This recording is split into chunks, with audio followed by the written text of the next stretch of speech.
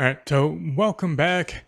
Intro to Web 3223. We're going to be talking about front end best practices for this one. So, we're going to go through a handful of problems that I see on a regular basis when it comes to student projects and trying to get them to the point where they're doing things in a way that is actually scalable. And generally speaking, when we start talking about best practices, we're talking about scalability and then essentially developer experience. So if other people can walk into your code and understand what's going on, which is not a trivial task, especially when you start getting into larger projects. So there is a little bit of figure it out on your own, but don't make it any harder than what it has to be. So here are the common problems. These are big ones, okay? Anything in red is don't do this ever. Maybe this one down here, you can convince me under very precise use cases, but no, don't do it. Okay, so we'll go through all of these one by one and show you how to fix them. So using the same ID more than once, that should be self-explanatory. We'll go over how to fix that. Okay, redundant CSS. Okay, again, another kind of self-explanatory one. Don't waste cycles. Okay, CSS values that are only slightly different from one another, that is closely tied to the redundant CSS. Okay, including libraries for only one thing.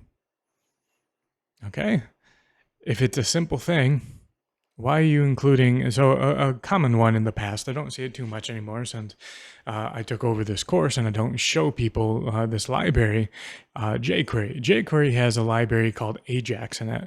And for a long time, people were downloading an entire JavaScript library for Ajax. There's native support for that. You don't have to do that. Okay, you're just wasting data and you're hurting the performance of your site. Okay, having links that go nowhere, kind of a no-no. And then using tables for layout. All right, tables are not very good for accessibility. It's not mobilely responsive. Tables aren't very good. That's something that we used to do back in 2005. Okay, we're past that. Okay, so using the same ID more than once. So this will work from a CSS standpoint. This will work from a JavaScript standpoint. This will not work. Okay, from a JavaScript standpoint, it will pull up the first ID that it finds because there's only supposed to be one. So bad practice, swap these buttons out for classes and you'll be good to go. Redundant CSS. Okay, so background color of white, background color of white. Okay, I see this quite a bit with student projects where they just they copy and paste everything and then they go, oh, I changed the margin, changed the padding, and then I just never removed the background color. Okay, so there's that. There's also the flavor of having a bunch of just a little bit different font sizes and paddings. We'll get into that here just a second. All right. Class 1, margin 5. Class 2, margin 4. That's not a big difference there. Okay, so one of the things that you can do here, if you're going to have something like this, is give yourselves a little bit of range here with CSS variables. We'll go over that in class, how to do this. But if you're actually looking at this now on YouTube and you're just being reminded of it, if you're a Alfred State student, colon, root, open up that curly brace, and then you can give yourself some variables here. Okay, and once you have those variables, then you can use them elsewhere in the file. So this is what that would look like. Now, notice that we have a golden ratio going on here. All right. Again, we talked about this on the first lecture. Basically, as much as you can, try to follow the golden ratio. People end up liking it. Tends to work out pretty well for everyone if you just start there. Okay, CSS link at the bottom of the HTML. So what would happen here is that the entire DOM would be rendered, and then it's going to find that CSS link, and then we're going to have to re-render the DOM. So you're wasting cycles, and then on top of that, your user is going to end up seeing a styleless HTML file. So a completely styleless HTML file before they actually see the actual DOM itself, the way it's supposed to be seen. Okay, it's also bad for SEO. Not great. Not something we're talking about in this course a whole lot, but yeah, it's a thing. Entry point. Not named index. Okay, so a lot of people get confused on this because inherently, from their perspective, it makes no difference. Well, from their perspective, they are correct. From the perspective of a web server, they are definitely incorrect. So most of your web servers are going to be looking for index. A handful will look for app, but the vast majority are going to look for index. Okay. Not containers or no containers. So you can do that. You can do no containers with your Flexbox. The problem with that is it's not very flexible, and it's also not going to scale because you're going to have to address these things individually at some point. It's going to happen. All right, CSS Grid has a better shot at doing something like this. But even then, CSS Grid has its own problems. We'll talk about that more in class. But yeah, this will come up during the full, hey, I'm going to make a website in front of you guys portion of this course. All right, H1 through H6 as styling, particularly as font styles. Don't do that. It's going to really mess up the screen reader and then all your blind users as well, because this is going to get read back to them in the order that this is in its hierarchy. So if you had an H4,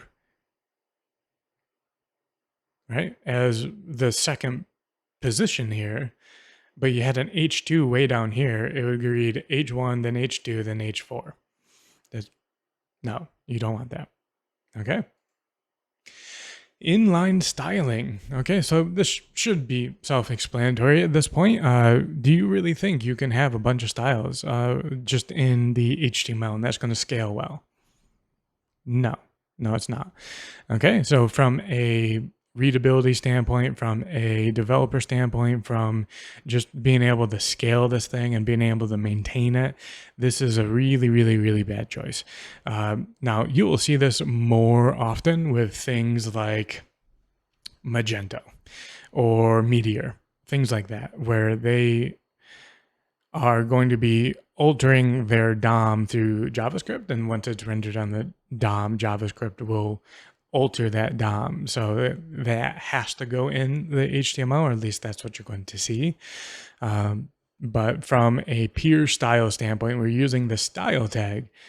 No, don't do that. Put this in the CSS. Okay, library for one simple task.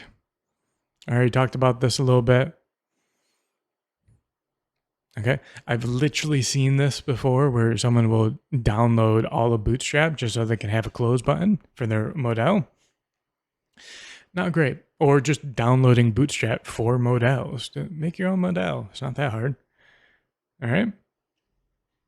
And if you're an Alfred State student and you want that help for a modal, that's what tutoring's for. That's what Discord's for. That's what asking other people is for. Okay, you're not stuck. You ask that question.